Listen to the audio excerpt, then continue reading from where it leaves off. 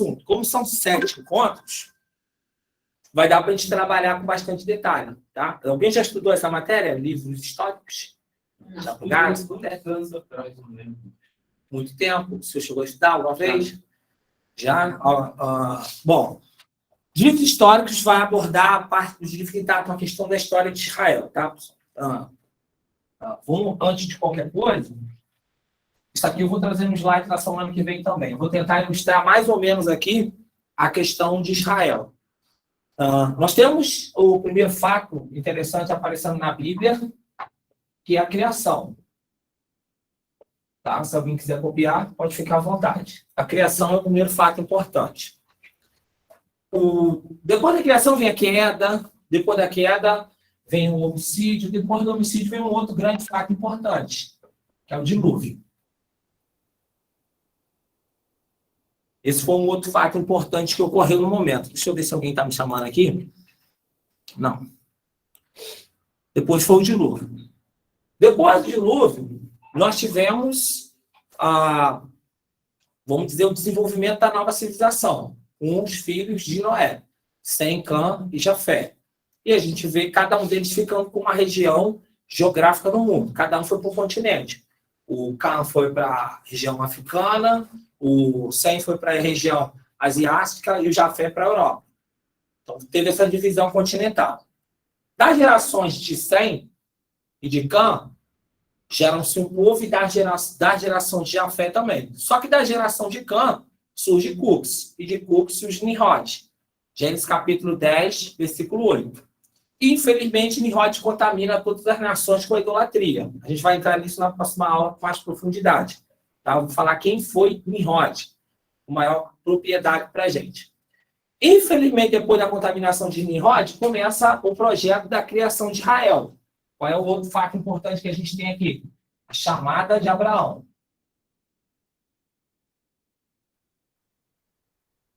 Na época, Abraão, mas eu vou botar aqui Abraão, tá? Então, esse foi um outro evento que a gente vai chamar de importante para esse estudo que a gente vai fazer. De Abraão vem Isaac. E de Isaac vem Jacó. E a gente sabe que Jacó, quando luta com o anjo no Val de Jaboque, tem o seu nome mudado para Israel. A gente vai ter 3 termos que vão ser citados nesses livros. E é bom ficar atento a esses 3 termos, tá? Primeiro termo, israelitas. Segundo termo, hebreus. Terceiro termo, judeus. Israelitas, porque são descendentes de Israel, ou descendentes de Jacó. Jacó, depois que teve o encontro com o anjo, passou a se chamar Israel. Então, vamos lá. Primeiro termo. Opa, isso é só com I, né? Israelitas. Outro, hebreus. E outro, judeus. Então, a gente vai achar esses 3 termos. Anota aí o pessoal que está aí online, tá? Vamos achar o termo israelita, vamos achar o termo hebreus e o termo judeus. Só para a gente ir mastigando devagar, tá, gente? Israelitas tem a ver com Israel. Jacó, depois que teve aquele contato com o anjo, ele adotou o nome que lhe foi dado, Israel. Quando fala dos filhos de Israel, fala da descendência de Jacó. Ok? Hebreus, por causa de um descendente de Abraão chamado Eber, que vai gerar Terá, que vai gerar Naor, Abraão, e aí Ló, e aí a gente vai ver, o Naor vai gerar Ló, e aí a gente vai ver Abraão saindo da terra. Abraão, um hebreu, então ele vai dar origem ao povo hebreu, de onde vai vir a língua hebraica. Tá, pessoal? Então, hebreu vem do nome Eber. Se eu não me engano, é Gênesis 10, 4. Vai falar da linhagem de Abraão ali. Por ali em diante. E judeus, por quê? A tribo que maior cresceu foi a tribo de Judá. Foi a tribo que mais se desenvolveu. E foi dito que dessa tribo não sairia mais o cetro da liderança, o bastão da liderança. Vai ver que na divisão dos reinos, a gente vai ver mais para frente, que a tribo de Judá e mais uma tribo que foi a de Efraim compunha um reinado inteiro, que era o reinado do sul. e as outras 10 tribos compunham o reinado do norte, e tão grande que era a tribo de Judá.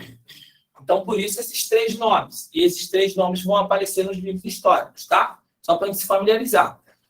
Depois da chamada de Abraão, nós tivemos os nascimentos de Isaac, Jacó, e nós temos aqui, Isaac, né? Isaac primeiro aqui, e Ismael. Isso aqui também, pessoal, é importante a gente entender, porque Abraão deu origem a Isaac. Isaac vai dar a Jacó, ok? Só que Abraão também deu origem a Ismael.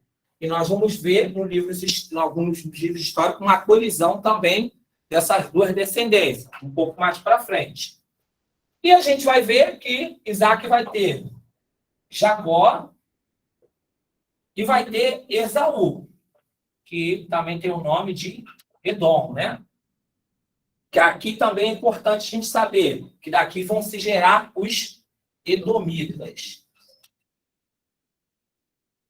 Isso aqui é só para a gente se situar, tá, pessoal? Por exemplo, se a gente pegar, se vocês pegarem aí online, a gente pegar aqui, a gente vai ter 3 profetas na Bíblia que não vão profetizar para a nação de Israel. A gente tem Obadias, a gente tem Naum e a gente tem Jonas. Obadias, ele vai profetizar especificamente para os edomitas e a queda deles, por causa que eles vão se ajuntar com os sírios para derrubar Israel. A gente vai ver Naum profetizando para os sírios, depois de Jonas, depois que Jonas profetiza para os sírios. Vai ver que Jonas profetiza para os sírios na cidade de Nínive, que era a capital da Síria da época. Tá dando para vocês acompanhar aí no online? Sim. Pode falar, Cristiano. Tá sim, professor. Tá tranquilo. Tá, na sexta-feira a gente já vai ter slide, já vai ficar melhor, tá? Para todo mundo, e na terça também. Tá bom? Então a gente tem aqui o nascimento de Jacó. Jacó luta com o anjo no Val de Jaboque, de onde é gerado o nome Israel. Jacó tem os seus 11 filhos, ok? Entre esses 11, tem um filho chamado José. E José vai ter mais 2 filhos, que é Efraim e Manassés. Então, Efraim e Manassés. Manassés. E aí vão compor as 13 tribos de Israel. Ah, mas a gente só fala 12. Por quê? Porque a tribo de Levi, entre os 11 filhos, ela não conta como uma tribo porque ela não tem território. Eles são separados para Deus, especificamente para o serviço de Deus. Então, a tribo de Levi não conta como uma geração de Jacó, conta como algo que foi separado exclusivamente para Deus. Todo levita vai servir a Deus nas questões do tabernáculo futuramente. A gente vai ver um pouco mais para frente. Aqui, nós estamos vendo passado o livro do Gênesis, a criação. Aqui nós já chegamos no livro do Êxodo. E agora o povo vai começar a ir para o deserto. Um outro camarada importante é Moisés. E agora no deserto o povo vai peregrinar 40 anos. E no deserto, em paralelo com o livro do Gênesis, do Êxodo, melhor, vai surgir o livro de Levíticos, que Gênesis capítulo 20 dá-se uma ordem de começar a se construir o tabernáculo. O livro de Levítico, ele é escrito em paralelo com essa ordem, porque o livro de Levítico estabelecia princípios para os sacerdotes e para o povo. Então, tinham leis civis, sacerdotais, e tinham a maneira como se faria os ritos e os sacrifícios. O sacrifício específico para cada tipo de pecado. Aqui também saem Números, logo depois de Êxodo, e logo depois de Números aparece Deuteronômio, o pessoal perto de tomar a terra prometida. E aí a gente chega no primeiro livro histórico, que é o livro de Josué. O que os livros históricos eles vão expressar para a gente? Da entrada do povo na Terra Prometida, primeiro as incursões militares de Josué, como ele tomou posse da terra, os sucessos e os fracassos da nação de Israel, porque eles tinham que exterminar diversas nações, mas em muitas nações eles fizeram alianças e essas nações conviveram com eles. E a gente vai ver em Juízes depois essas nações contaminando a maneira de viver do povo israelita e eles sempre se inclinando para a idolatria. A gente vê no livro do Juízes uma coisa muito comum. Fez Israel que era mau aos olhos do Senhor. Entregou ele o Senhor nas mãos dos midianitas, entregou o Senhor eles nas mãos dos filisteus, entregou o Senhor na mão dos moabitas e assim sucessivamente. De tempo em tempo, Israel fazia o que era ruim. Então a gente vai ver primeiro em Josué as guerras, as conquistas militares, os sucessos e os fracassos da nação de Israel, que agora não era mais um povo. Aqui, quando entra no Egito, entram 51, 68 almas. Talvez, não se tem um número muito exato, né? Apesar de se quantificar.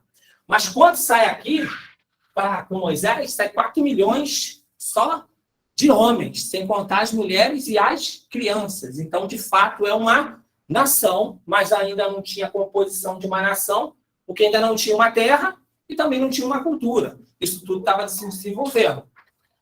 Quando eles chegam em Canaã, eu vou tirar aqui agora para facilitar, tá? Só para a gente fazer um tour por tudo que a gente vai estudar, o fluxo é esse aqui, ó. Quando eles chegam em Canaã, eles começam as guerras. Vencido as guerras, a gente pode dizer que ele se estabelece e começa a teocracia. O que era isso?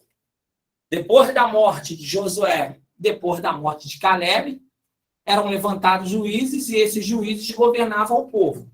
Josué e Caleb atuaram como juízes, ali mediando as questões do povo. A gente pode dizer que Moisés também atuou como juiz. Então, o período de Moisés também é um período teocrático, podemos dizer assim. A gente vai ver, no caso de Moisés, algumas passagens dizendo que ele se assentava às 6 da manhã e ficava até às 6 da noite, julgando as questões do povo, a ponto de um Jetro dar um conselho para ele não fazer isso, nem com ele, nem com o povo. Ele estava muito sobrecarregado. E o próprio Deus depois confirmando as palavras de Jetro, dando uma sistemática de liderança para Moisés. Mas era um período de teocracia. O que era a teocracia? Deus ele dava uma ordem para Moisés, para Josué ou para Caleb, e essa ordem ela era transmitida para o povo. Ou seja, o povo era governado por Deus através de um homem. Quando a gente chega em Juízes, a gente vai ver o povo meio desgarrado, meio desorientado. E a gente vai ver de tempo em tempo Deus levantando um juiz, um homem, para libertar o povo de Israel. Mas a gente vai ver juiz começando bem e terminando mal. E juiz começando mal e terminando bem. A gente tem, por exemplo, um caso que a gente fala muito de Sansão. Não teve nenhum juiz, nenhum homem que matou tanto filisteu como Sansão. Mas nenhum homem com tanta força caiu num laço e ficou tão enrolado como Sansão. A gente vai ver aí. E essa conduta dos juízes causou uma insatisfação no povo. Nisso a gente já passou por Josué, já passou por Juízes, tá? A gente vai voltar depois no livro de Ruth, para explicar o contexto de Ruth, porque o contexto de Ruth foge da terra de Israel, e a gente já está na terra de Moabe. E aí alguém vai dizer, Moabe não é uma terra estrangeira? Mais ou menos, pessoal. Mais ou menos. Porque a gente vai ver que Moabe foi um dos filhos que Ló teve com as suas filhas, quando ele foi embriagado com suas filhas. Então, os moabitas e os amonitas é o resultado da união de Ló com as suas filhas. Então, era um povo que, de certa forma, tinha um grau de parentesco com os israelitas, apesar de não serem considerados um povo separado para Deus, por viver no meio e de forma estranha aos olhos de Deus.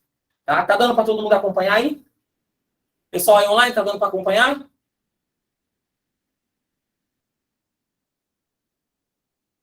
Vocês foram ver novela, né, gente? Mas estamos ligados, hein?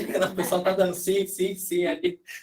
Então, aqui é o período da teocracia. Como os juízes, eles, infelizmente, fazem muita coisa que não é boa, o povo solicita um rei. A gente chega lá em Samuel. Samuel foi o último juiz. O livro de Samuel vai começar registrando a lástima do último juiz, o caso de Eli, a maldade dos filhos dele, né? De Ofni e Finéias, a corrupção no meio dos juízes, que eram sacerdotes, no meio daqueles que de certa forma, lideravam o povo, e a insatisfação do povo depois se voltando contra Samuel por causa também dos filhos dele.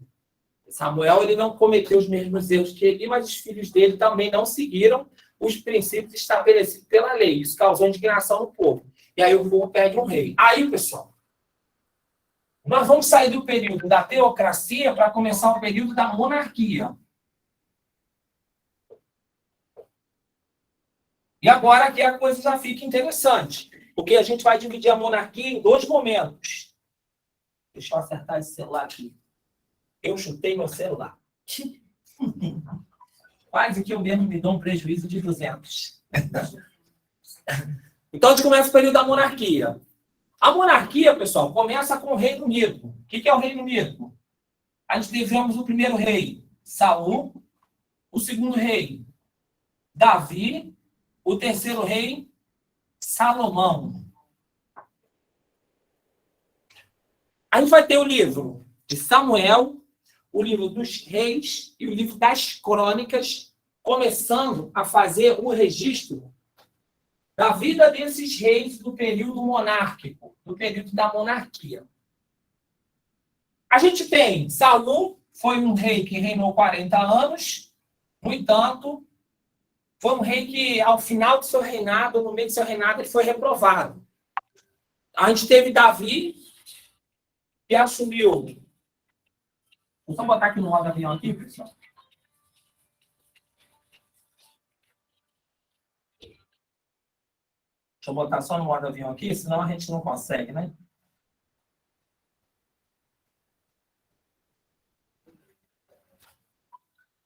Pronto. Agora ninguém incomoda mais. A gente tem Davi, que foi um rei que começou muito bem, mas a gente vai ver que Davi também deu umas vaciladas, né?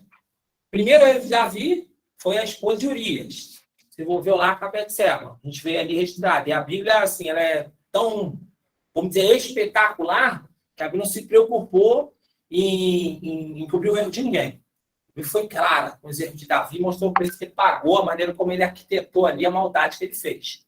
Então, Davi, primeiro, infelizmente, ele se envolve com a mulher de Urias. Depois a gente vai ver um fato ali, que é no meio das guerras de Davi, no meio das incursões de Davi, a gente vai ver também ele, infelizmente, não repreendendo seu filho que violentou a sua filha.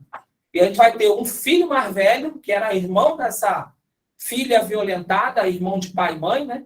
Matando meio-irmão deles dois. Eles eram filhos de mulheres diferentes, por causa da, vamos dizer, omissão de Davi em corrigir o seu filho que havia violentado sua filha. Abnom violenta Tamar, Absalão fica com raiva, vai lá e mata Abnom.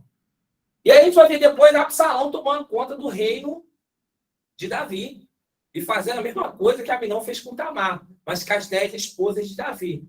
Profanando as 10 esposas de Davi. A gente vai ver a morte de Absalão, pendurado pelos cabelos, o lamento ali de Davi, a gente vai ver as guerras de Davi com Saul, a gente vai ver uma série de questões nesses livros históricos. Chega no reinado de Salomão. Cabra bom, começou muito bem. A gente vai ver que teve 40 anos de um reinado próspero, curioso, e que cada um deles reinou 40 anos, né? Agora. Muito curioso, né?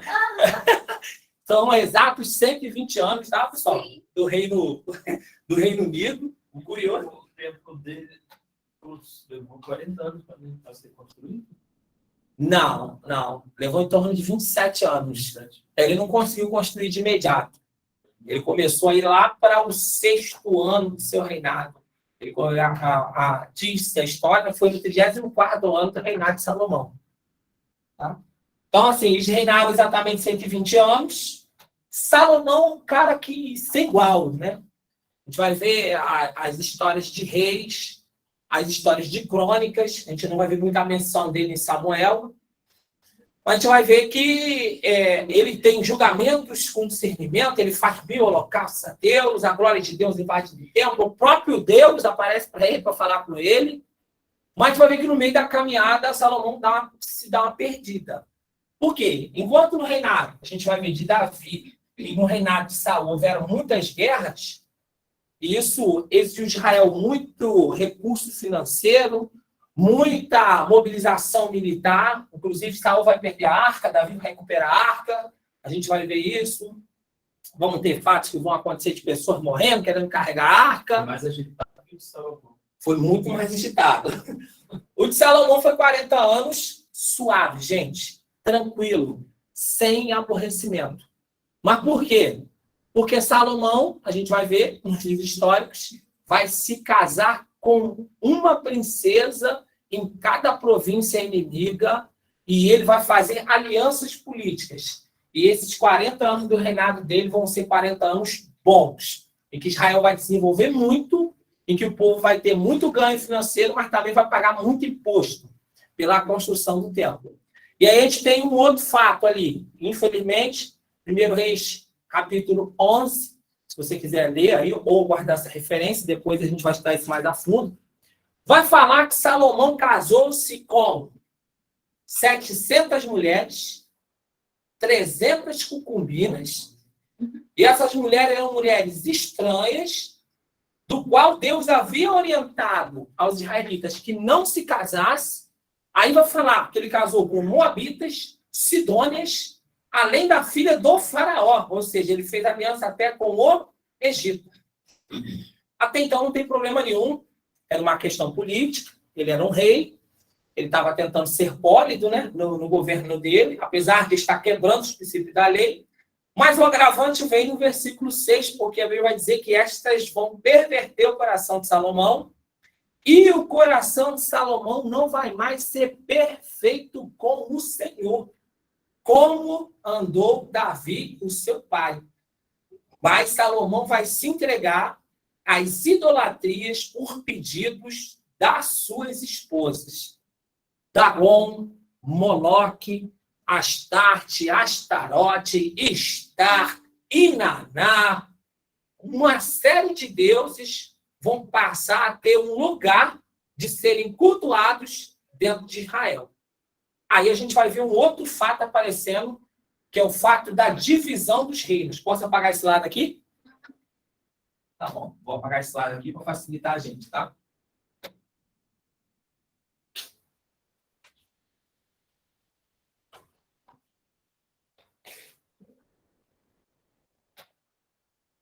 O que é a divisão dos reinos? A gente sabe, mas vamos nos lembrar, né? Nós temos Israel cercado de inimigos, né? Aqui é o mar Mediterrâneo.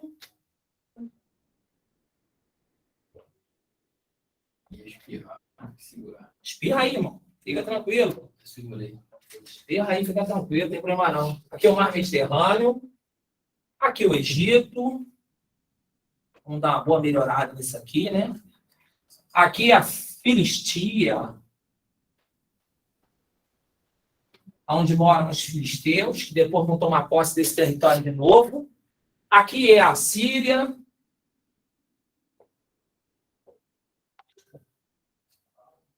Aqui, bem aqui para cima, é a Babilônia.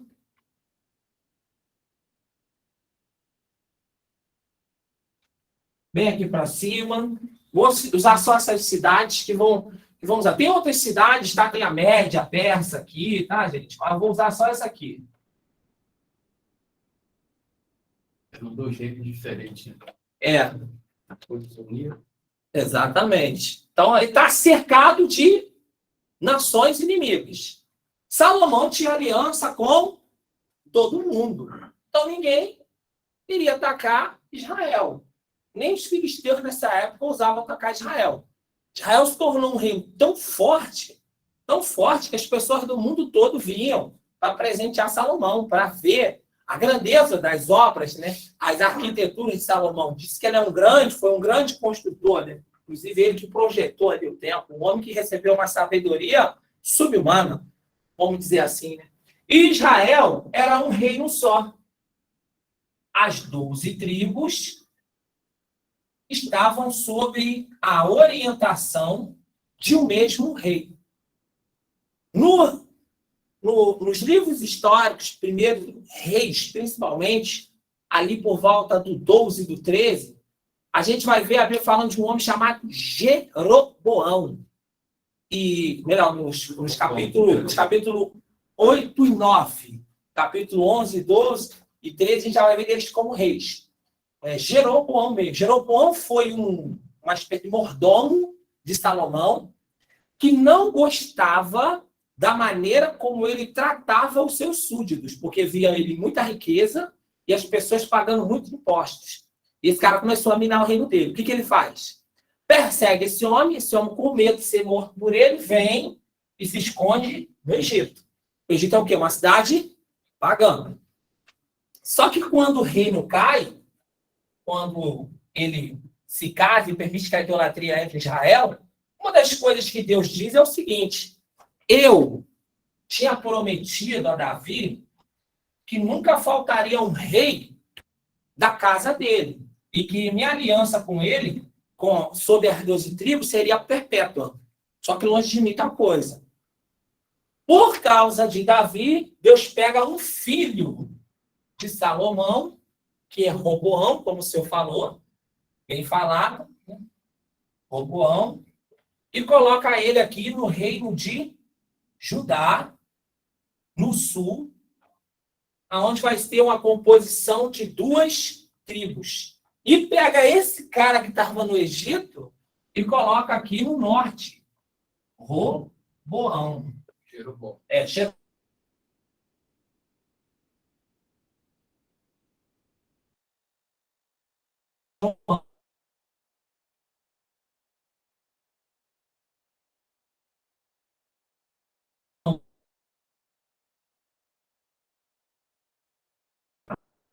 Começou-se aqui um problema para Israel, que foi o reino dividido. O livro de História vai fazer todo esse caminho, pessoal. A ideia é nos dar cito do que aconteceu de Abraão até a ida do povo para o cativeiro na Babilônia. Com a divisão dos reinos, passou a ter um rei no norte e outro rei no sul.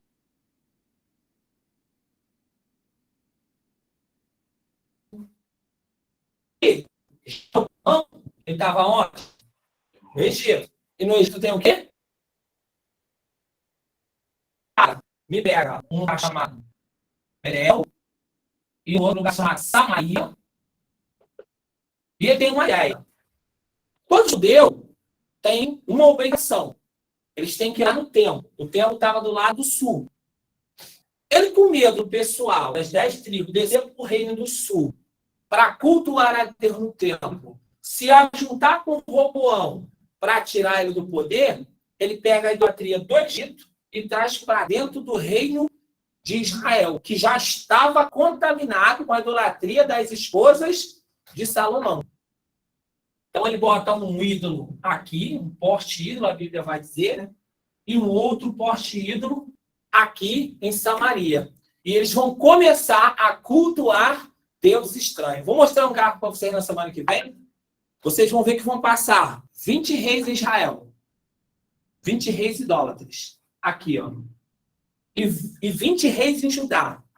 A gente tem reis que foram bons, reis que começaram bem, mas que terminaram mal, e o resto tudo ruim. Somando os reis bons e ruins, dão 5. Somando os reis ruins, dão 15. Vai chegar um ponto em que a idolatria vai tomar conta disso aqui tudo. Ó. A gente passa aí, nesse caso, passaremos por Josué, Juízes, 1 Samuel, 2 Samuel, 1 Reis, 2 Reis, 1 Crônicas e 2 Crônicas.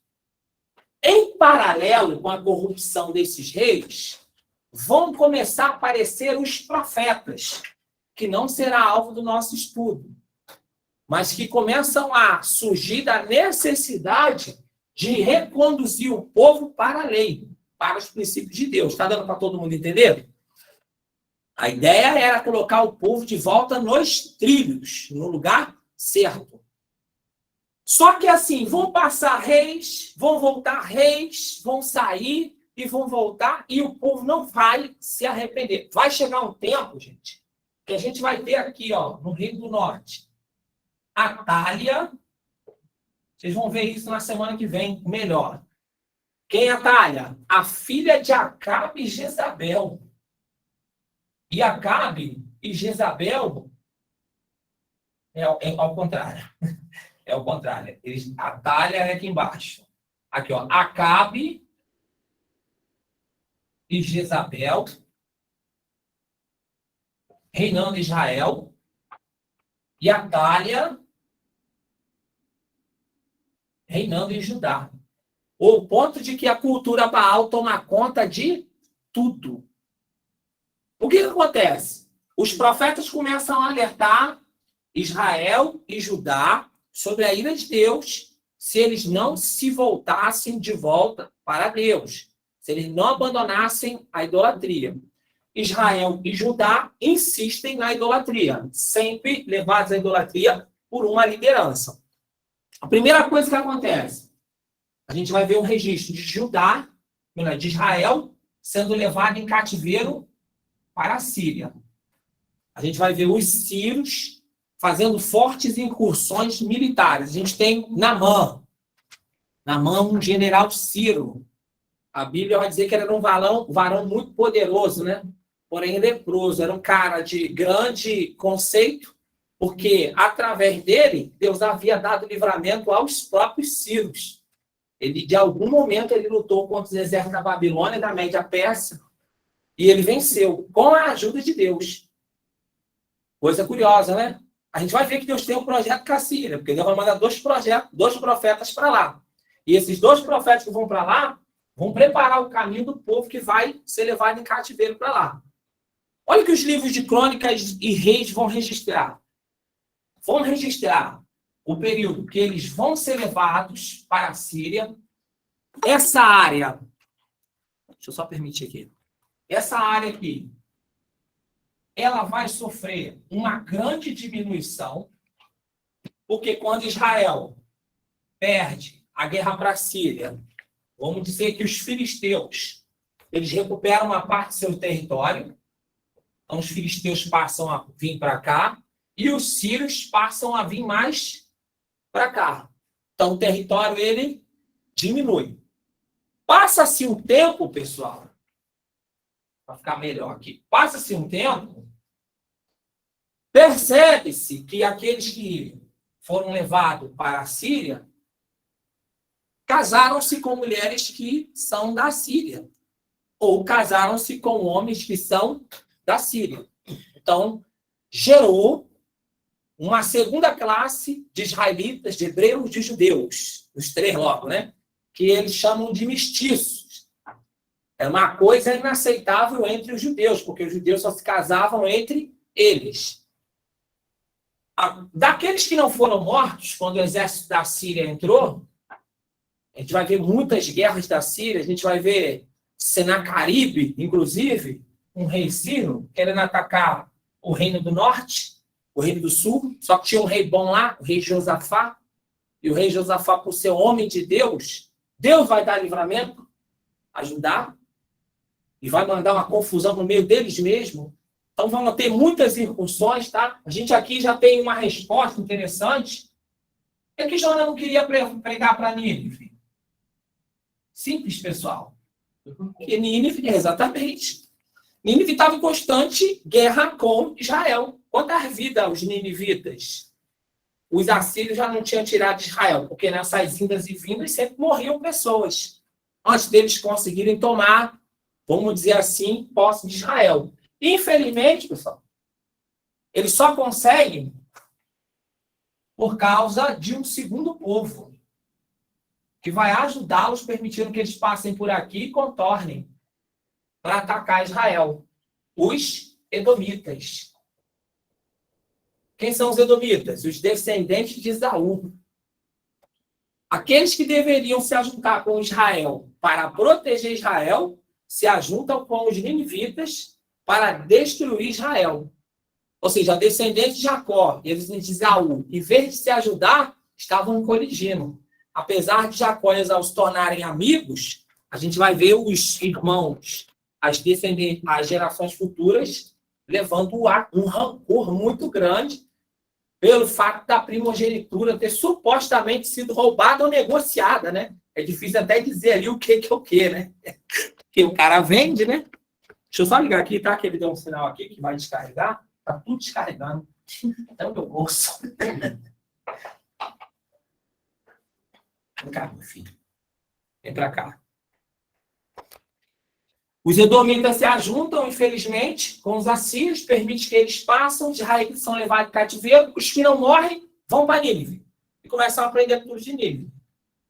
E os que sobrevivem, ficam lá, alguns se casam com mulheres, alguns se casam com homens ninivitas. E aí já é um outro problema, que são os mestiços. E aí os mestiços vão ser colocados numa cidade específica, Samaria, aonde eles vão passar a viver uma discriminação social.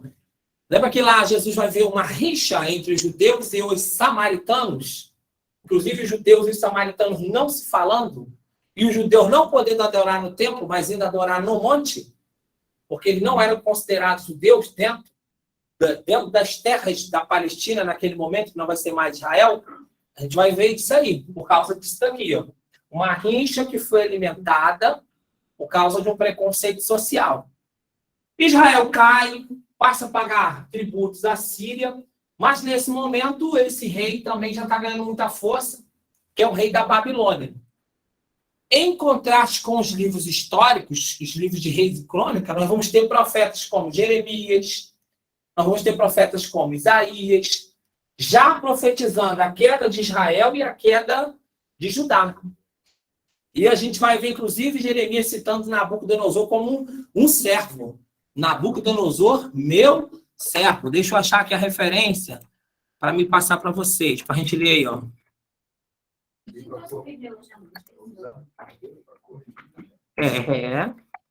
Que coisa, né? Jeremias 27, 6. A gente pode ler aqui na minha, não tem problema não. Pessoal que está aí online, referência Jeremias 27, 6. Só para a gente parafrasear o que a gente está falando aqui, tá? Te li aqui na minha, não tem nada não, tá, gente? Não tem problema nenhum, não. Quanto? 27, 6, né? 27 ou 26? 27. Esse mesmo, 27, 6. Olha que coisa interessante.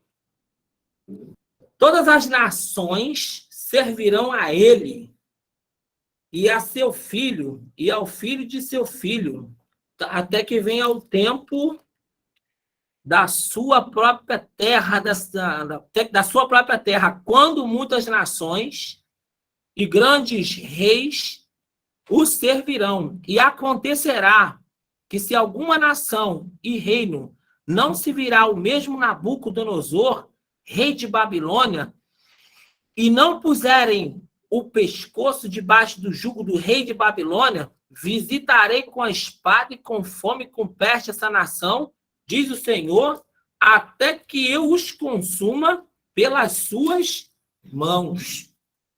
No versículo 6 vai dizer com maior clareza, ó, agora eu entregarei todas estas terras na mão de Nabucodonosor, rei da Babilônia, meu servo. E até os animais do campo lhe dei para que o sirvam. Então, a gente já vai ver, em paralelo com os livros históricos, os profetas surgindo e denunciando o que estava acontecendo. E a coisa era... Caramba, a coisa era tão séria que Deus falou, né? Quem não foi cativeiro vai morrer à espada. Então, é melhor se render. Já vai logo, nem resiste, né? Devido à maldade do povo aí. E, pessoal, também já tinha programado, tá, o tempo da ida e o tempo do retorno. Isso também já estava programado. Os livros históricos não falam, mas os livros dos profetas vão falar. Jeremias 29, 10. Porque assim diz o Senhor, certamente que passados 70 anos na Babilônia, vos visitarei e cumprirei de vós a minha boa palavra, tornando-vos a trazer a este lugar. Vai dizer com clareza. Quantos anos vão passar? 70 anos. E olha só que curioso, tá? Só para parafrasear. Daniel aí, capítulo 9. Só para parafrasear, tá, pessoal? Daniel, capítulo 9. Tema de domingo à noite. Aí, ó, 9:2. E no ano primeiro do seu reinado, eu, Daniel, entendi pelos livros que o número dos anos que falou o Senhor ao profeta Jeremias, em que haviam de acabar as assolações de Jerusalém, era 70 anos. Ou seja, o próprio Daniel entendeu isso aí. Então, os livros históricos, eles sempre vão andar junto com os livros proféticos. Assim, a questão de desdobrar um do outro é só para facilitar o estudo, porque estudar os dois juntos vai ficar muito pesado. Vocês vão estudar profetas maiores, deixa eu ver se está nesse módulo aqui. Está aqui, ó, profetas maiores, profetas menores. Vocês vão ver cada um, e vocês vão ver a conexão dos livros históricos com os profetas maiores e com os profetas menores. Aí só tem um que está desgarrado. São só os livros poéticos, nesse módulo aí, que são os livros utilizados nas histórias. Mas voltando para cá. Infelizmente, a Síria já se tomou uma boa parte aqui de Israel, a Filistia, os filisteus, também tomaram uma boa parte de Israel. E a gente vai ver agora acontecendo um outro problema, que é Nabucodonosor tomando a Síria, a Média, o Egito e o próprio Judá. Para vocês terem noção, quando a Síria toma Israel, e quando o povo volta, passados aí 30, 40 anos, eles foram presos aproximadamente 42 anos depois da pregação de Jonas, e depois que eles levaram Israel em cativeiro, vem Naum repreendendo eles pela maldade que eles estavam tratando os israelitas, porque mesmo eles em outras nações, Deus cuidava dos israelitas. O Egito, ele ganha força contra Judá, e o Judá começa a pagar imposto para o Egito.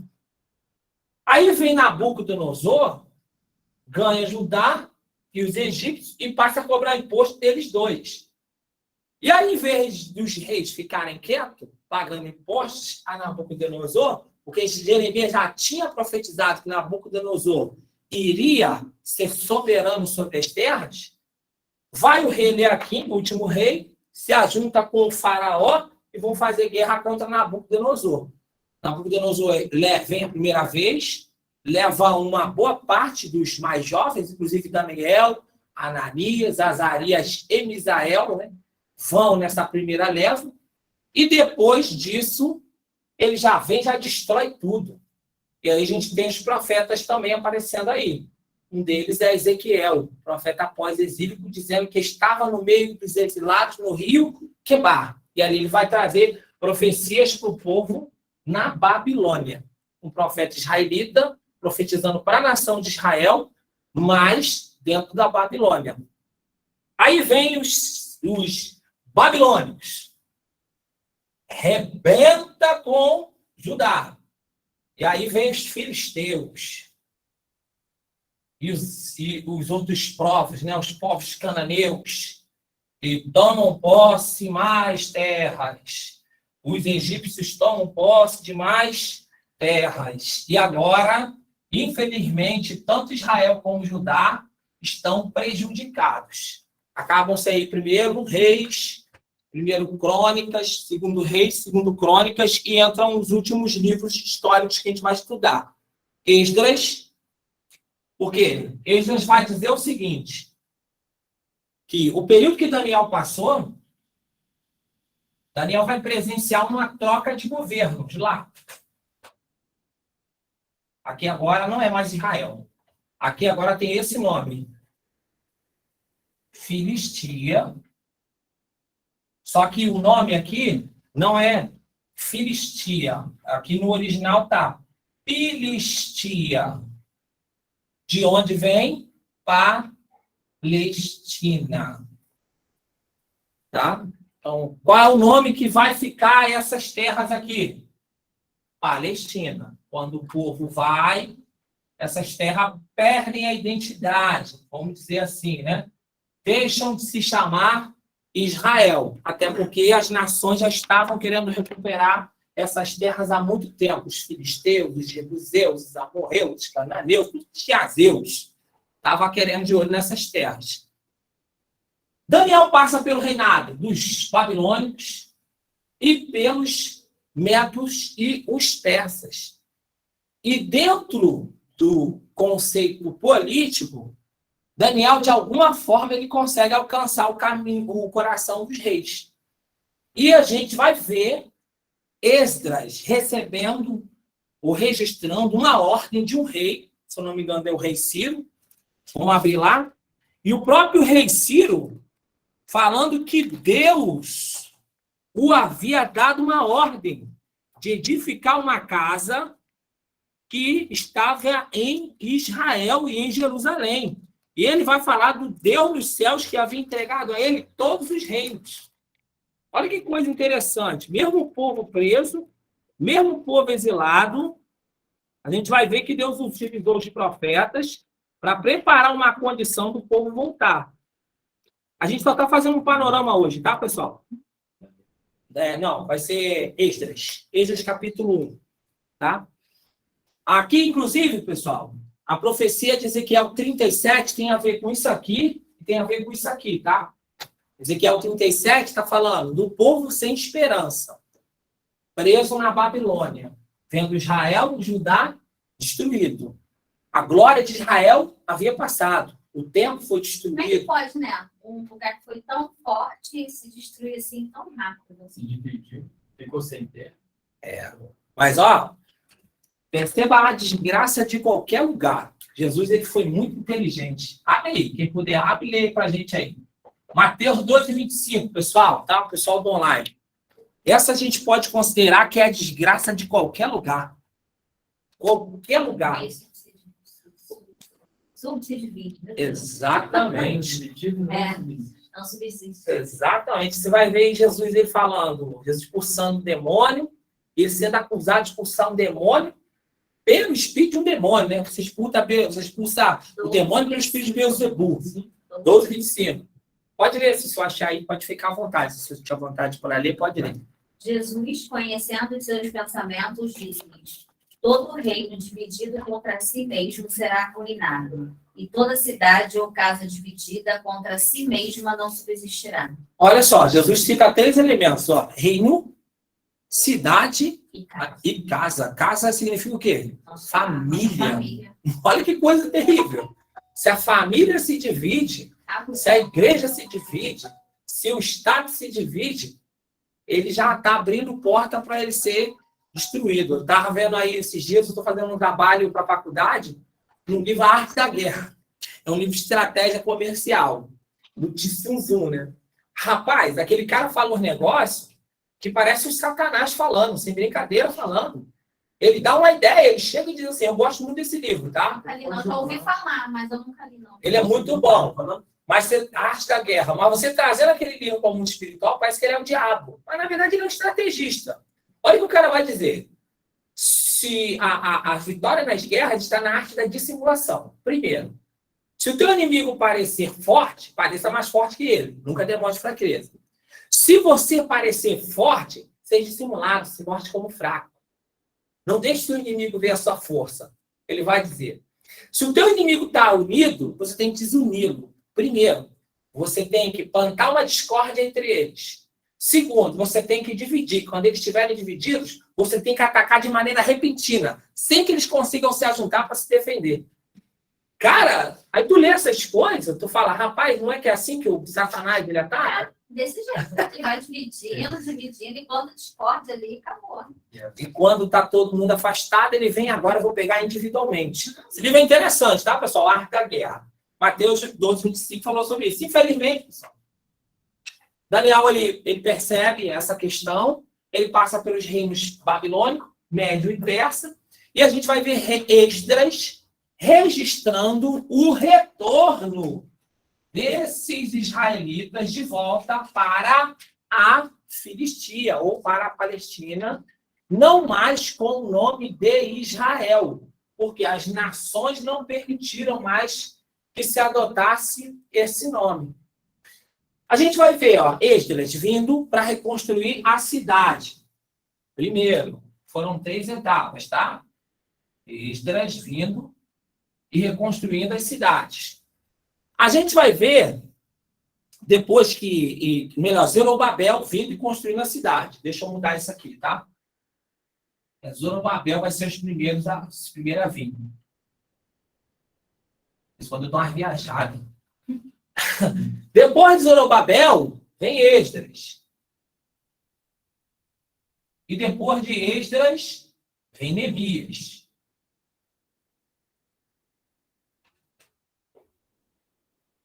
O livro histórico de Esdras, ele vai registrar a vinda de Zorobabel e também a vinda de Esdras.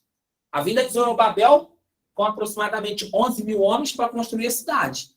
Reconstruir, está tudo destruído aqui, né? E a vinda de Esdras para reimplantar a lei. Celebrar a Páscoa, tinha problemas aqui, tá? Os livros históricos vão dar essa ideia para a gente. O povo, quando foi para cá, se desconectou do idioma original, perdeu o conhecimento hebraico, porque uma geração inteira ficou aqui, são 70 anos. Muitos dos judeus que foram para a Síria e para a Babilônia não retornaram, tá, pessoal? Eles começaram a se espalhar pelo mundo. Aqui começa um evento que Israel chama de a diáspora, né? Que é os ramos e os frutos da figueira se espalhando pelo mundo. Sobre isso que Jesus falou, sobre o corte da figueira, pá, que foi a ida para os cativeiros. A figueira foi cortada, mas Jesus disse que essa figueira vai brotar. As suas folhas ficarão postas e os seus ramos serão vistos. Então, a gente fica atento porque é chegado o verão. A figueira brotou agora em 1948, que é o surgimento do Estado de Israel. E os brotos e as folhas é o retorno dos judeus que estão espalhados pelo mundo de volta para a sua terra protegida. Então, aqui, Zorobabel e Esdras reconstroem a cidade e Neemias reconstrói os muros. Em contraste, aqui a gente tem Zacarias, um profeta, demonstrando os desafios da vida religiosa do povo. Nós temos ali Ageu também, demonstrando ali as dificuldades na construção do templo, e Malaquias depois mencionando o descaso do povo com Deus, mesmo depois de retornar do cativeiro. Inclusive, Deus cobrando, dizendo, se eu sou Senhor, onde é que está a minha honra? Né? A gente vê uma guerrinha ali no livro de Ageu, o povo com a obra do templo parada, depois de um decreto e alguns requerimentos. A gente tem aí os Tobias e Sanbalat que faziam constantes ataques, os arábios, né, que faziam constantes ataques.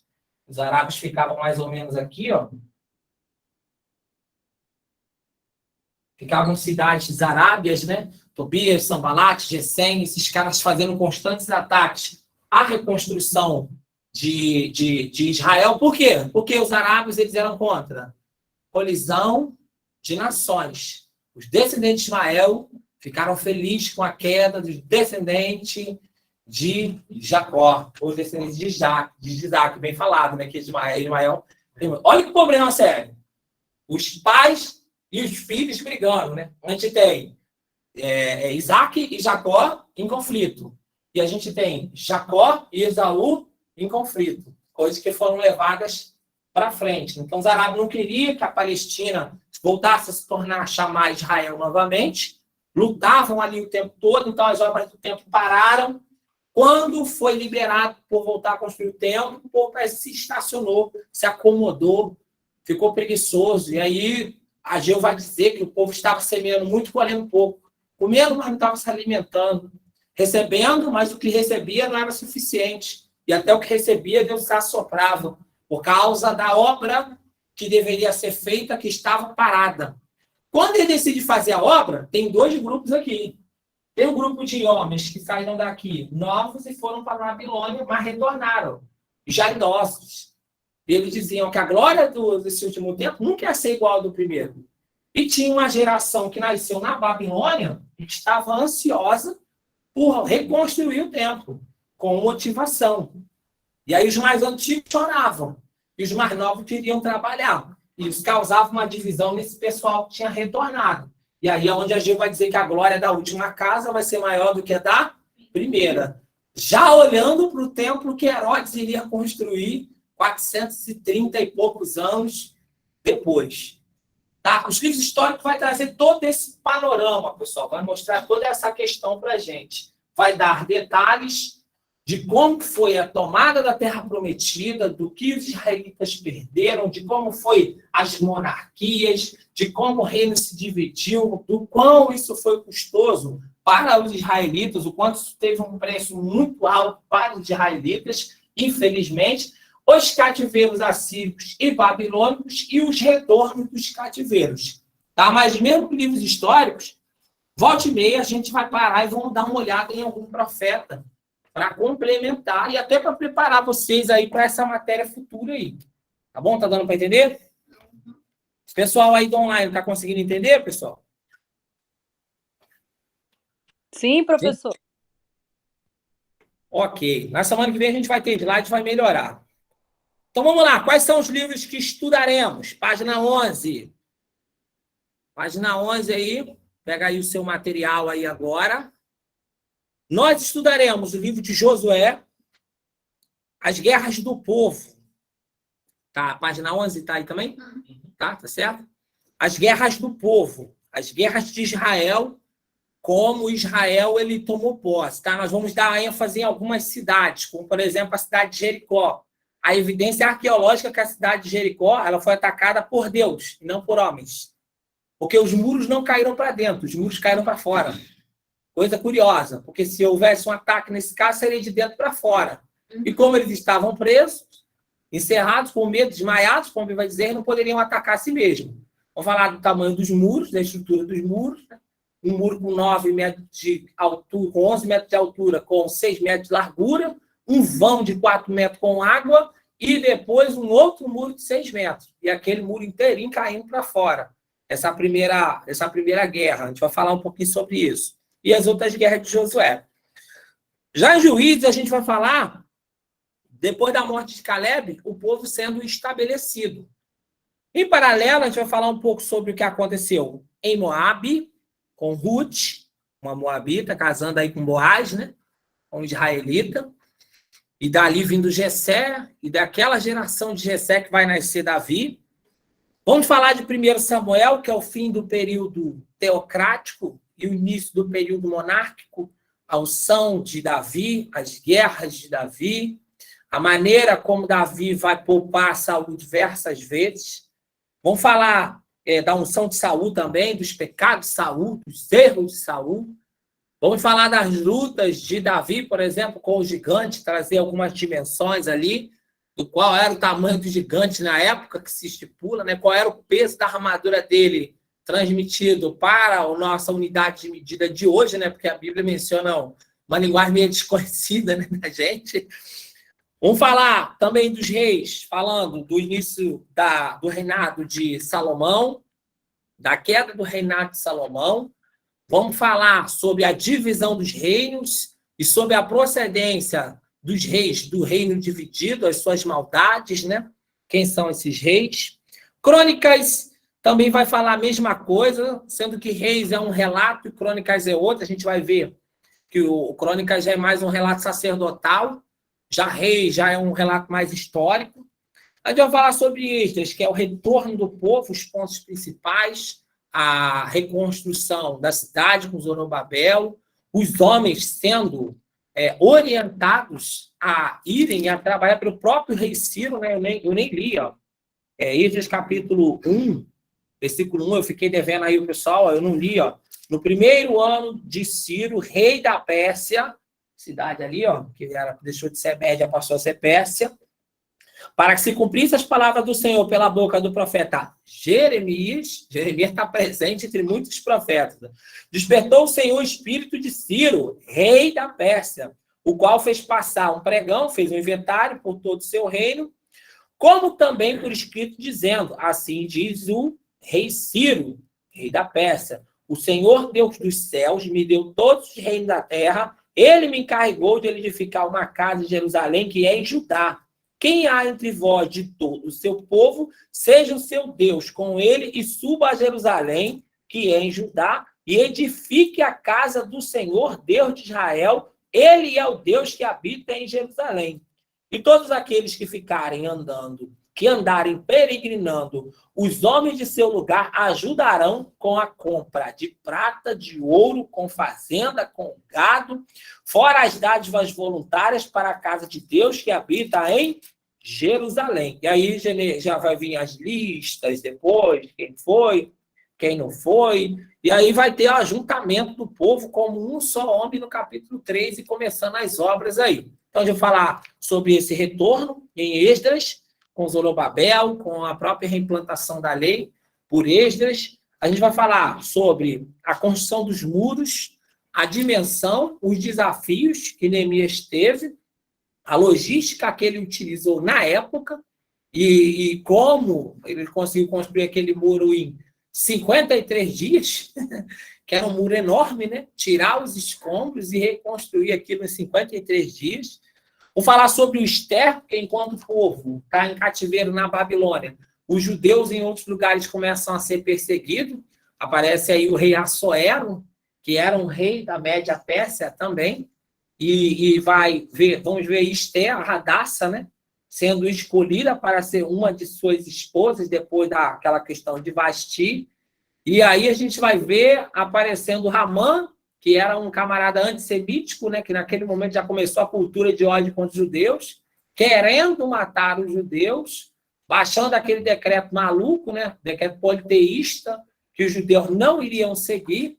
E a gente vai ver a intercessão de Mardoqueu, Mordecai, algumas traduções falam Esther, diante de Assuero, para que o judeu só se defendesse. E o próprio Ramã estreando a forca que ele mesmo preparou para o Mordecai, né? E vendo Mordecai sendo homenageado do jeito que ele gostaria de ser homenageado, coisa fantástica, né? Tem umas histórias que são muito bacanas, né? E aí, por último, a gente vai terminar com as biografias. Bom, hoje a gente vai começar a trabalhar a introdução, página 13. Bom, o Pentateuco, a gente já falou, são os 5 primeiros livros da Bíblia. Gênesis, Êxodo, Levíticos, Números e Deuteronômio, tá? Gente, originalmente, o Pentateuco, ele não era 5, ele era um só. Ok? Quem foi que deu nome a esses livros? Vamos só analisar. Foram os gregos. Na separação dos livros, quando fizeram a primeira tradução da Septuaginta. Depois desse período aqui que os judeus voltam para a Palestina, depois de Malaquias, tem um período em branco, período que chama-se de período interbíblico. Se a gente pegar a nossa Bíblia impressa, vai ver que entre Mateus e Malaquias tem uma página em branco. As mais antigas, não sei se vocês tiveram as Bíblias mais antigas, tinham 4. Cada uma simbolizava 100 anos. Então, eram 400 anos de silêncio. As mais novas só tem uma Bíblia em branco. Nesse período de silêncio ali, os 400 anos, mais ou menos por volta de 208, 196 a.C., a gente vai ver um grupo de generais assumindo o poder depois da morte de Alexandre o Grande, e tem um general chamado Ptolomeu que fica aqui com o Egito, e esse general dá uma ordem para facilitar a vida dos judeus, que é a tradução da Septuaginta, 72 sábios judeus, vão traduzir a Bíblia, o Antigo Testamento, que é de Gênesis a Malaquias, naquele momento, do hebraico para o grego koiné.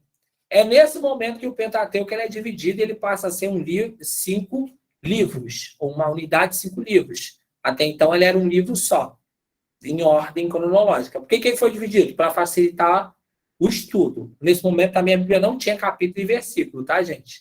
A Bíblia era um rolos, só rolos. Você começava a ler e terminava a ler rolos. Não tinha onde eu parei, você tinha que marcar ali com alguma coisa, vamos dizer assim. Então, originalmente, o Pentateuco era um livro só. Passou a ser 5 depois dessa tradução. 190 e pouco ali antes de Cristo, 196, 209 antes de Cristo. Mas passando o Pentateuco, que narra desde a que a gente falou, da chamada, da criação, da queda, do dilúvio, do homicídio, da contaminação da religião, das nações. Passando o Pentateuco, a gente vai ter agora os livros históricos, começando com Josué, dando continuidade na tomada da Terra Prometida. Então, passa-se o Pentateuco, encontra-se os livros históricos. Qual é o primeiro livro histórico da Bíblia? Josué. Segundo, Juízes. Aí ele já está bem na ordem dos acontecimentos mesmo, tá, pessoal? Ruth está em paralelo com Juízes e 1 Samuel vai dar continuidade a Juízes. Ruth está dentro de Juízes, tá, pessoal? Ruth não está fora, não é um livro que dá continuidade, é um livro que amplia uma história. 1 e 2 Samuel também, originalmente, era um livro só. 1 e 2 Reis também, originalmente, era um livro só. 1 e 2 Crônicas também, originalmente, era um livro só. E Esdras fazia parte do livro dos Reis. Por isso que a gente vai ver na Bíblia judaica uma diferença de 39 para 22 livros no Antigo Testamento. Tá? Não é porque a nossa Bíblia seja diferente que a deles, é porque a nossa é mais metódica, é mais sistemática. A gente dividiu, né, foi dividido os livros para facilitar o estudo. Porque a ideia da Bíblia era facilitar a compreensão. A ideia era que todo mundo passasse a compreender a lei. Tá? Aí a gente vai ter depois Esdras, mencionando o retorno da Babilônia, e Neemias retornando, falando sobre a construção também dos muros. Esther, dentro daquele contexto que a gente falou, do povo exilado lá na Babilônia. No canon da Bíblia hebraica, os livros de Josué, Juízes, 1 e 2 Samuel, 1 e 2 Reis, foram um conjunto que é denominado genericamente de profetas anteriores. Porque tem profetas maiores, profetas menores. Então, genericamente, eles foram intitulados aí, vamos dizer assim, de profetas anteriores, por uma questão assim deles terem sido pessoas que levaram os israelitas a buscar a Deus. Por exemplo, Josué capítulo 24, versículo 15, perto da morte, Josué vai dar um ultimato à nação de Israel. Vocês escolhem o que vocês querem fazer. Se é bom para vocês servirem os deuses amorreus, os deuses cananeus, em cuja terra vocês estão, façam isso. Mas eu e a minha casa, nós serviremos ao Senhor. E aí o povo diz, não, longe de nós, tal coisa, né? E aí a gente vai ver depois o povo, infelizmente, caindo naquilo que havia dito que não faria. Então, esses camaradas foram chamados de profetas anteriores, tá? Não que eles estejam dentro da nossa qualificação como profetas. Dentro da nossa qualificação, eles estão como livros históricos. Esse título vem de uma antiga tradição, um dos Talmud, tá? Segundo a qual esses livros foram compostos por algum dos profetas de Israel. Quanto ao qualitativo anteriores, né? Deve-se ao lugar em que lhe foi reservado no canon hebraico, para diferenciá-lo dos profetas maiores, aí vem a lista, Isaías, Jeremias, Ezequiel e os 12 profetas menores. Aqui só rapidinho, tá, pessoal? Esses profetas são considerados maiores não por causa do tamanho dos seus livros, tá? Mas por causa da maior volume de anos que eles profetizaram. Jeremias, por exemplo, ninguém vê por que tem uma lamentação, por que ele está chorando. O cara profetizou 40 anos, meu irmão. 40 anos. Ele alertando o povo. E aí o povo vai e faz aquilo que é ruim. Você vê que coisa fantástica. Jeremias, no capítulo 3, vai falar que o povo está trocando a fonte de água por cisterna rota. O que é fonte de água? A corrente de água, uma coisa boa, uma água parada e suja, barrenta. Jeremias 18, Jeremias vai falar sobre o vaso e o olheiro. E assim, é muito mal interpretada essa passagem. O pessoal fala, a gente tem que descer a caça do olheiro. Tem muita coisa a ver, não. É isso aí, não. A gente fica quieto, a gente não fala nada, não, porque a pessoa faz de boa vontade, a vezes não faz de maldade, a gente também não tem que ficar aí, né? Ah, tá errado, né? Deixa quieto. Você vê que Jeremias, o profeta, foi na casa do olheiro para ver o que? A obra que o olheiro estava fazendo. E o olheiro estava fazendo um vaso de barro. E o vaso de barro se quebrou. Olha a ideia ali. Quem era o olheiro? Deus. Quem era o vaso de barro? As nações de Israel e Judá. Que se quebraram quando? Quando começaram a se contaminar com outros deuses. Mas, assim como eles se quebraram, o olheiro pegou, tornou aquele barro a colocar no processo, amassou e fez um novo vaso. E aí vem o próprio Jeremias trazendo a ideia daquela passagem, dizendo, não é assim vocês na minha mão, eu não posso fazer como eu fiz com esse vaso, com vocês, eu não posso fazer vocês de novo. E aí já tinham sido mandadas palavras de juízo sobre Judá, que eles seriam levados para a Babilônia. Mas olha a ideia de Deus. Se eu mandar uma palavra de juízo contra uma cidade, e essa cidade se arrepender, eu também não vou me arrepender? Eu também não vou voltar atrás, se você voltar atrás? Agora, se eu mandar uma palavra de bênção, e essa cidade fazer um monte de coisa que não deve, vamos dizer assim, né? Começar a praticar aquilo que é mal, eu também não vou me arrepender da bênção que eu havia falado, né? Da onde a gente até brinca, né? Cuidado para não perder a bênção. Aí o pessoal, não perde a bênção, perde. Você vai ver pelos textos bíblicos, perde. Nossas ações influenciam, né?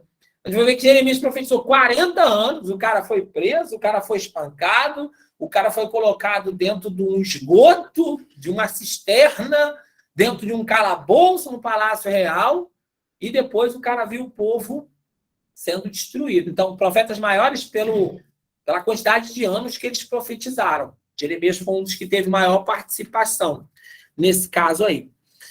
A fé do povo israelita descobriu nesses livros o vínculo estreito que existia entre a história narrada e a mensagem profética que nela se proclamava. Personagens como Josué, Samuel, Débora, Gideão, Saul, Davi e Salomão, principais protagonistas dos fatos registrados nesses livros, fazem parte do plano de salvação disposto por Deus em favor do ser humano. Todos eles, homens e mulheres, pertencentes a diferentes etapas da vida de Israel, foram contemplados no judaísmo desde a dupla perspectiva de sua realidade histórica e do fato de terem sido escolhidos como um instrumento para cumprir um desígnio de salvação, né? Um desígnio divino de salvação. Nessa dupla perspectiva, se estriba a consideração deles como profetas, por isso, junto com eles, enquanto pessoas, o texto a eles atribuídos foram reconhecidos como também de caráter profético. Atualmente se costuma chamar o conjunto de profetas anteriores, ou os livros, vamos dizer, os livros históricos, de história deuteronomista. Essa denominação se deve à influência exercida sobre a interpretação da história pela teologia do Deuteronômio. Qual é mais ou menos a ideia ali, né? Nós vamos ter, no período de Esdras, por exemplo, a gente vai ver muitos movimentos deuteronomistas. Que movimentos são esses? Movimento que convencia o povo de que eles haviam cumprido os preceitos da lei, e por eles não terem cumprido os preceitos da lei, todo esse mal veio sobre eles. Então, a gente vai ter ali a consciência coletiva do movimento sacerdotal, do retorno da Babilônia, o livro de Esdras, e dos movimentos deuteronomistas. Se nós voltarmos a fazer aquilo que é mal, Deus vai voltar a nos entregar às nações estrangeiras. E, mais uma vez, a gente vai sair da nossa terra. Já haviam perdido muito espaço ali, né? Já tinha diminuído muito. Uma nação que tinha sido forte. Perderam um nome, uma identidade nacional. A gente vai ver que a identidade de Israel vai ser resgatada depois da Segunda Guerra Mundial, depois do Holocausto, depois da perseguição de Hitler. As Nações Unidas vão acatar aí uma carta de Belfort, na Primeira Guerra Mundial, né? Camarada aí que faz um apelo à Federação Judaica, ao Partido Sionista, que era um movimento de retorno, né, dos judeus para a sua pátria, e aí vai ser aclamado aí, depois de muitos embates, né? O pessoal fala do Oswaldo Aranha, né? Oswaldo Aranha deu voto Minerva. O Oswaldo Aranha não deu voto Minerva na reconstrução do Estado de Israel. Ele deu no adiamento da sessão, que não havia quórum o suficiente para que Israel fosse estabelecido como nação. Ele deu no adiamento, e foi o adiamento dele que possibilitou a articulação e a pressão em alguns países, a Líbia, a Grécia, o Sudão, alguns países que ficaram de apoiar ali. E aí, graças a Deus, em votação, foi votado 36-11, para vocês terem noção. Não foi empate, tá? E tinham 23 nações árabes. Eu entendia como se o voto dele foi o desempate. O pessoal fala isso. O pessoal fala isso, mas não é bem assim, não. É porque ele desempatou na questão do adiamento da sessão, para depois, aí sim, fazer uma nova sessão. E foi um embate terrível. Depois que Israel ali voltou a ter terra, esse monte de inimigo aí continua do lado dele, até aumentou. 23 nações árabes, rapaz, se ajuntaram contra eles. 23 nações, só que Israel, recém-constituído, não tinha exército, não tinha uma estrutura financeira, não tinha uma estrutura militar, não tinha uma estratégia de guerra, não tinha como se defender dos ataques, mas ainda assim, eles venceram. Vai entender, né? Deus é Deus na vida desse povo. Eles aprenderam a lição. Não adorar mais Deus. Assim, a gente vê uma resistência muito grande deles, inclusive a Jesus. A gente vai ver, nem a Jesus eles aceitaram como Messias. Primeiro que a ideia deles de Messias era uma ideia meio doida, né? Qual é a ideia que os israelitas tinham ali? Quem seria o Messias? O Messias seria aquele que iria libertar Israel. Em que sentido? Lutar contra essas nações aí. E aí devolver os territórios a Israel. Eles esperavam um Messias, digamos assim, um Messias anarquista. A gente vai ver nesse período interbíblico um camarada chamado Judas Macabeus. Esse cara, o nome dele era só Judas alguma coisa. Não lembro sobre o nome dele, não. Ele recebeu o nome Macabeus porque Macabeus é um título, é martela, um cara que batia e quebrava. Ele começou a lutar com os exércitos gregos na época, os exércitos gregos que estão no poder, vai perder para o exército romano. Porque ali na Babilônia também Daniel tem uma visão maneira, né? Daniel vê o governo de Nabucodonosor, o governo da Média Persa, o governo dos gregos e o governo de Babilônia. Ou melhor, o governo dos romanos, que vai passar por esse período interbíblico. Ele luta contra os gregos, ele vence. Nesse momento, pensava-se que ele é uma espécie de Messias. Assim, o pessoal não entende o que é que entre soltar Barrabás ou Jesus, o pessoal que ele pediu para soltar Barrabás. Porque na concepção do povo, Barrabás fazia muito mais pelo povo do que Jesus. Barrabás era um guerrilheiro. Revolucionário, atacava as hordas romanas, saqueava as hordas romanas, matava o soldado romano. Tinha mais perfil de um guerreiro. E não achavam que o reino de Deus seria estabelecido de maneira pacífica.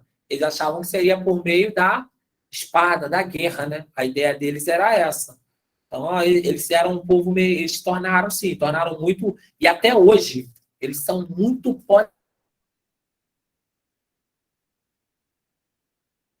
politeístas. A gente vê, ó, no ano 90 depois de Cristo, tem um apóstolo vivo, que é o João. É monoteísta, isso aí.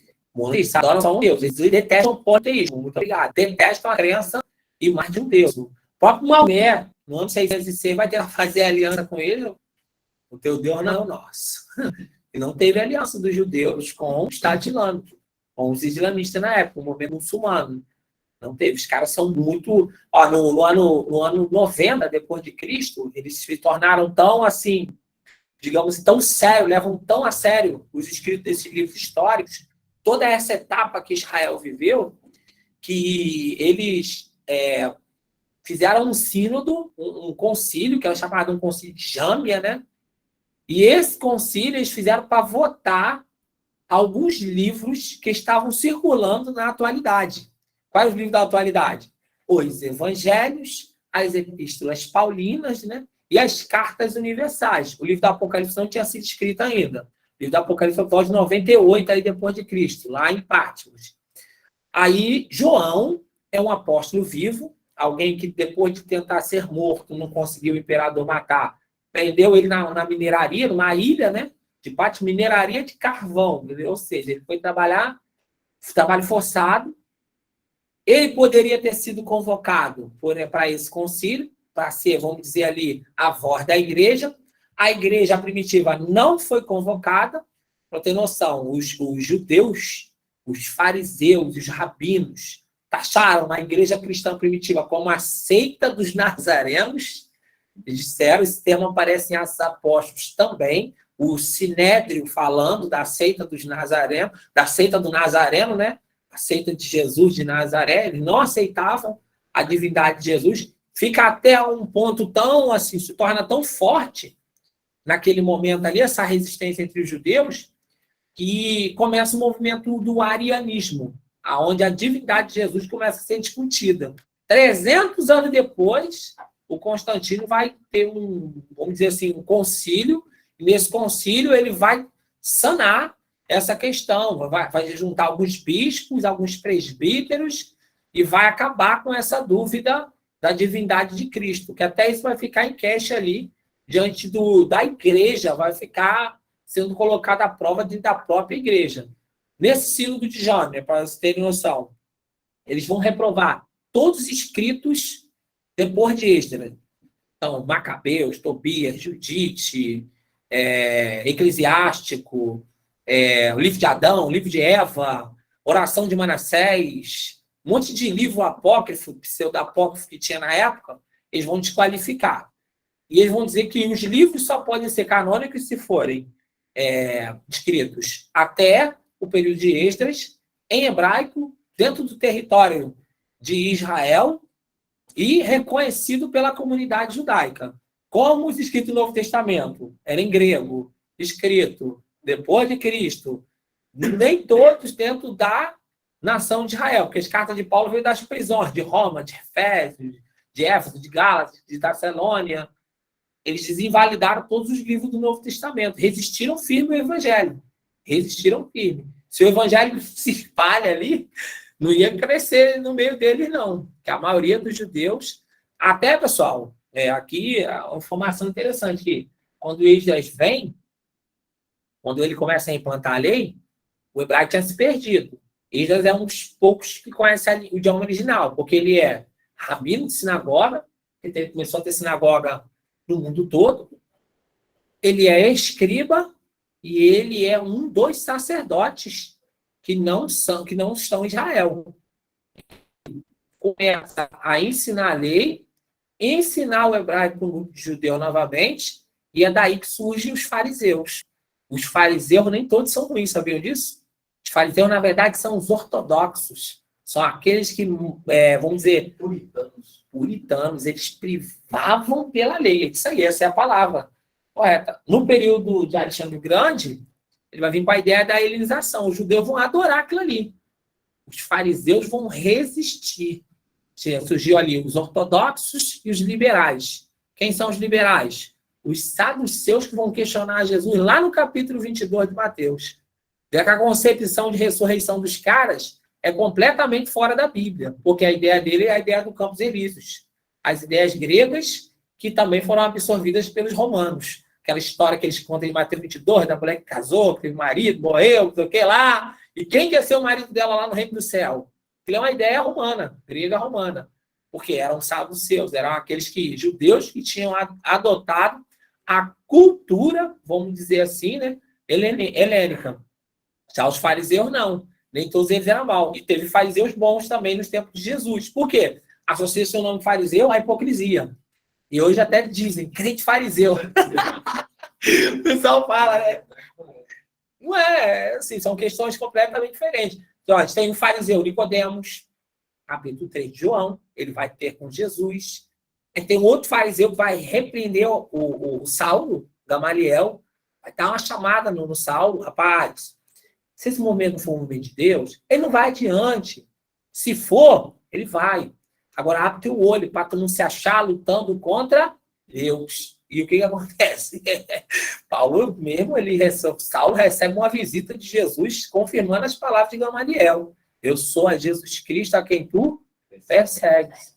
Então, assim, nem todos os fariseus, muitos dos fariseus não concordavam com a conduta de Anás, de Caifás, mas os caras eram assunto sacerdote, vai fazer o quê? Vai bater de frente? Entende? Vai dar uma ideia de morrer. Então, a gente vai estudar bastante sobre essa questão aí. Página 14, pessoal. Ela vai, assim, com slide vai ficar melhor. Com slide a gente vai ter um esclarecimento melhor, tá? Hoje a gente só está fazendo um panorâmico. Na semana que vem nós vamos começar em Josué. São 7 encontros, gente, a gente tem tempo, tá? Então vai ser bom. A influência que é perceptível de modo especial na avaliação dos comportamentos humanos, considerados tanto no âmbito individual como coletivo. Então, esses livros são livros que vão ser chamados de livros deuteronomistas, porque vai mostrar o que aconteceu com o povo de Israel quando eles começaram a praticar aquilo que era ruim, quando eles começaram a fazer o que não era bom e quando eles desobedeceram, vamos dizer assim, com a idolatria. Gente, a rebeldia ainda era possível lidar com ela. A desobediência também. Mas a idolatria era uma coisa completa. É muito difícil, complexo. A gente vai ver aí, ó, os judeus. O profeta Oséias, por exemplo, né? Vocês vão estudar aí o profeta Oséias. O contexto dele qual é? É um contexto em que ele está mostrando que Deus havia tirado o povo de Israel, descendente de Jacó, do Egito, no meio da prostituição cultural, do culto aos deuses egípcios. E tinha dado para eles um lar. Como Oséias deu um lar para aquela prostituta. Mas a prostituta voltou com amantes. E estava tendo filhos com nomes de maldição. E a mesma coisa, Israel estava produzindo filhos com nomes de maldição. Os primeiros 2 filhos que Oséias vai ter com a esposa, vai estar falando dos cativeiros, assírios e babilônicos. Se for ver os nomes, vão estar apontando para ali. A gente vai falar um pouquinho mais sobre isso na frente. Vamos parar por aqui e fazer a chamada rapidinho, tá? Só para mim não me perder. Como é que é o seu nome, irmã? Renata Mansur. A Sônia, é a Renata Mansur, né?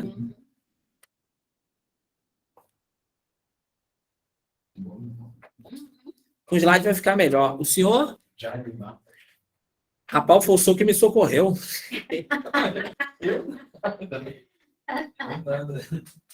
senhor que me socorreu naquela discussão lá do estatuto. Que guerra. O senhor que me ajudou. Obrigado aí. E o senhor? Carlos de quê? Carlos Alberto.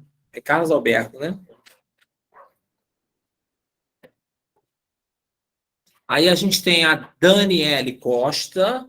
Gente, tem alguém que tem mais de um aí no usuário aí?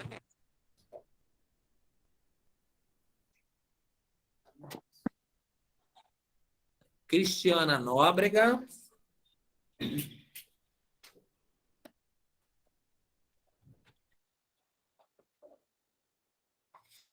Daniele Marindais, acho que é isso.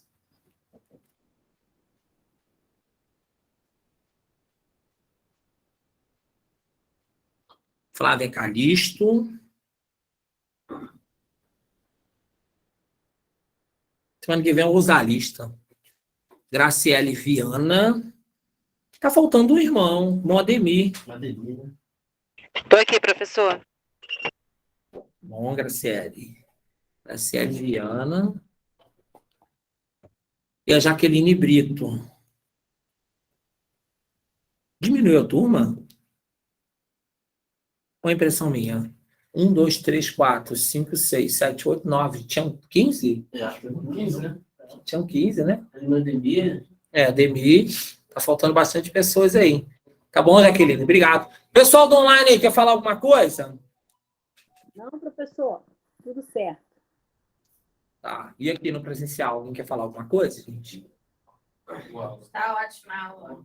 Então, deu para a gente só introduzir o assunto, né? A gente vai trabalhar ele com mais propriedade com o slide. Como assim? Eu recebi as aulas hoje, correria. Eu cheguei hoje também, fui comprar material. Aí uma correria danada. Aí, nessa semana, já vamos começar a trabalhar slide, já vai ficar bem mais metódico.